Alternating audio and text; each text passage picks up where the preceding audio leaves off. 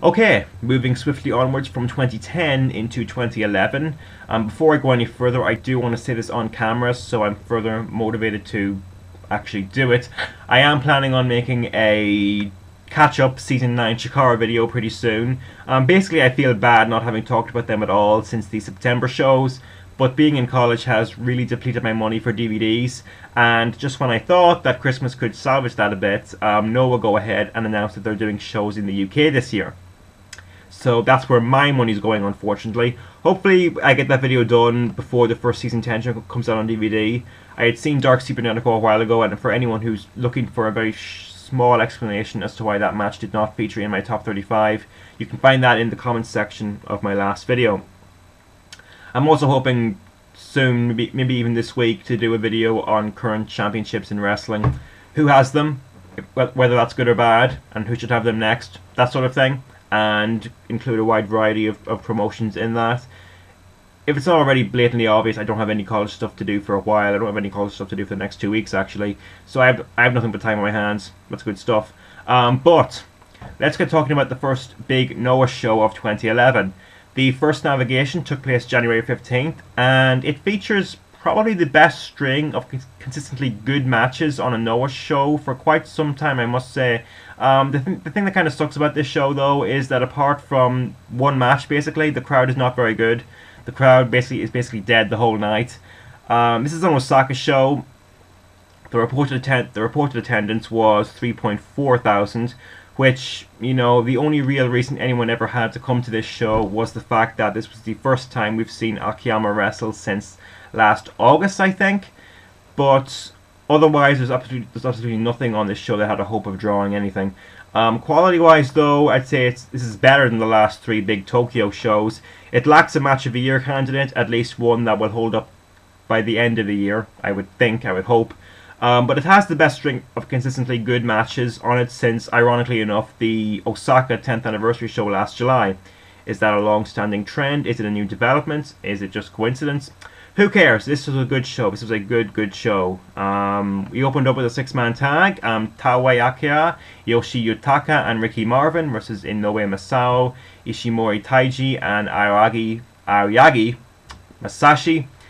I'd like to say standard Inoue opener, but really this was worse than that. I mean, usually these openers are passable, but usually they have Taue in there for only a couple of minutes doing his little comedy spots, and they're kind of vaguely amusing.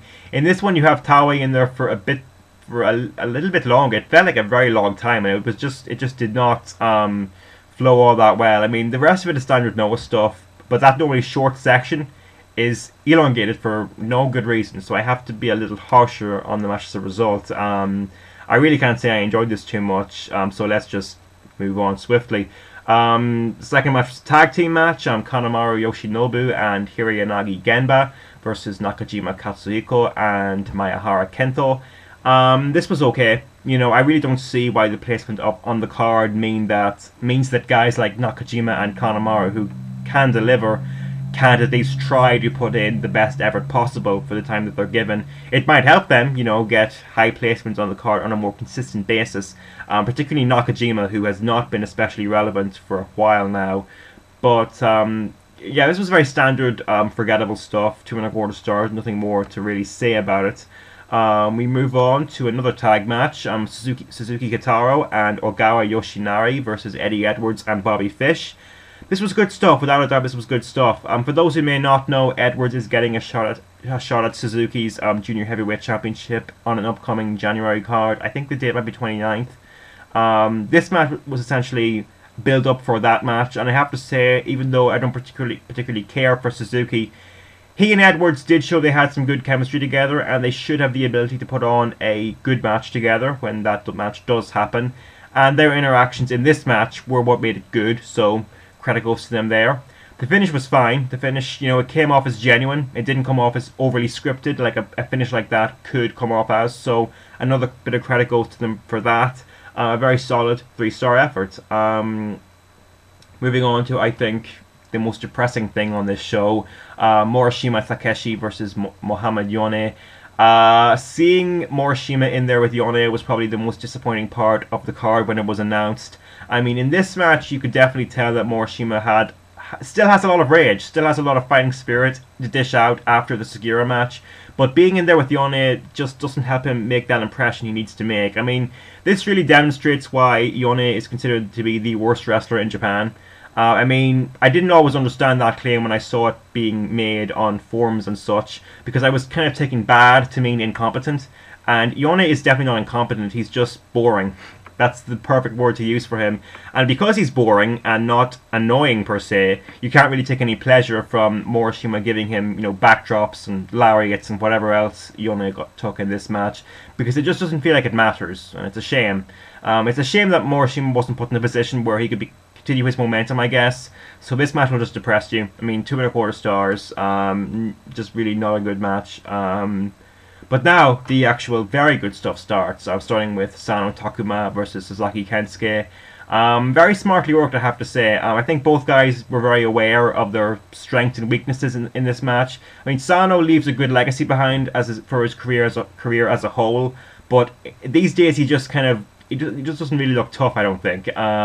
At least not compared to Kensuke in this match. So, you know, Sano in this match takes it a little further, becomes a little more dangerous, and it makes sense, really, for him to be the one that has to work harder to keep this match even. You see that with the foot stomps on Kensuke, the long figure four, and even a few stiffer shots near the end. You know, Sano is really engaging in this one, and it keeps things very interesting up until the end. You know, very, very good match. 3.5 stars. The first, I'd say, worthwhile thing on this show. Then we move on to Akiyama Jun and Saito Akitoshi versus Shiozaki Go and Taniguchi Shuhei. This was Akiyama's, like I said, his first match, I believe, since last August when he challenged Sugiura. I like this one a lot because I think it doesn't follow the same tag team formula where the drama depends on a hot tag. I mean, you'd expect them to go that direction because this is Akiyama's return match, and whether or not the route they did go was entirely wise could be open to debate. I mean, I thought the way that, you know, Shiozaki and Taniguchi took Akiyama out of the match was very well done. They definitely could have got more out of the 2-on-1 situation that they created as a result of that, but it's still good stuff while it's going on, and the way Akiyama gets back into the match was quite appropriate. Spoiler alert though, the fact that Akiyama didn't go over is interesting to me. Interesting because of the way they did it. I mean, Akiyama wants to basically go through the finishing stretch by himself, and he comes up short. I mean, it's not what you'd normally see for a return match, I don't think, but it does say something about where Shiozaki stands as a performer right now. So this is the match where the bad crowd is most noticeable, though. I mean, a match like this really needs a good crowd, and with a good crowd, this could have been a great match. But it's still a very good match. 3.75 stars. I enjoyed it. I thought the ending was interesting, not necessarily good, but interesting. So I don't mind it for that reason. Then we get Kenta versus Takayama Yoshihiro. This is what a lot of people think Kenta is best at. Getting pounded by a heavyweight and throwing some believable little guy hope spots in there. I mean, if this were a tag match, it might be a little better because there could be some question as to which team will win. In this one, you basically know who's going to win. But that's not the main thing to enjoy when Kenta gets in there with someone like Takayama. I mean, this is fighting spirit at its very, very best. Takayama is so good at knowing how much to sell Kenta's stuff, and there's almost no silly stuff from Kenta. There was only one spot where Kenta had Takayama locked in an STF, and I mean, what? That was almost comical, actually. But on the whole, this was some really enthralling stuff. Definitely recommend it. In some ways, this was the best thing on the show, and for me, this will be the match of the night. The star rating, you know, doesn't reflect that it'll be a match of the year candidate for a very long time, but this was probably one of the most enjoyable things we're going to see this year, because it keeps you very engaged through the whole time. Definitely worth watching. And now we get the GHC Junior Heavyweight Tag Team Championship match. Marufuji Naomichi and Aoki Atsushi versus Harada Daisuke and Kotoge Atsushi. Two guys from Osaka Pro who I admit to have never seen before because I've only seen a grand total of 2 Osaka Pro matches, actually. But this was impressive stuff, definitely. I mean, it took a long time for us to get any pinfall attempts that were particularly believable, but there were some good ones by the end, and what was consistently good throughout this one was it did feel like an interpromotional match. It felt different than Noah versus New Japan because the Osaka Pro guys come with their own kind of presentation. They have their own tag team moves. I would imagine that these guys are a legitimate tag team back in their home promotion, because they just didn't feel like two guys that were thrown together for the purposes of this match. You know, but they definitely work well together, and being in a tag match seems to stop Marufuji feeling the need to go too far when he's on offense, like he sometimes does. This match kind of reminded me of the Pac vs Dragon Kid match from the Gate of Destiny pay-per-view, because all the spots are very good, there's no overkill, and this match is better though. Because it doesn't feel needlessly long. It feels like just the right length of time. So definitely I would say 4 stars, a very, very good juniors tag match. I really, really enjoyed it. Recommend it to check out. Moving on to the main event for the GHC Heavyweight Championship. Sugiura Takashi defending against Bison Smith.